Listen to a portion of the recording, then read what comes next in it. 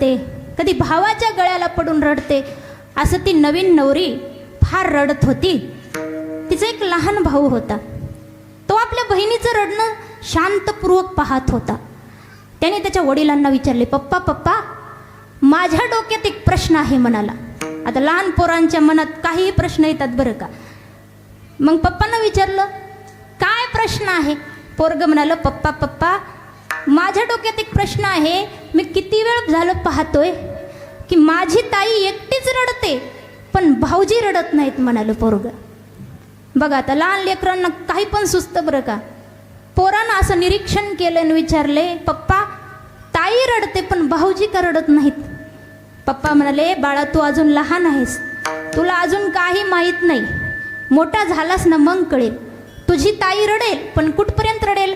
एकदा घराचा गेट पार केला, एकदा गाडीत बसून सासरी गेली की ताईचं रडणं संपेल म्हणाले. पण तुझ्या भाऊजीला पुन्हा आयुष्यभर रडावं लागणार आहे.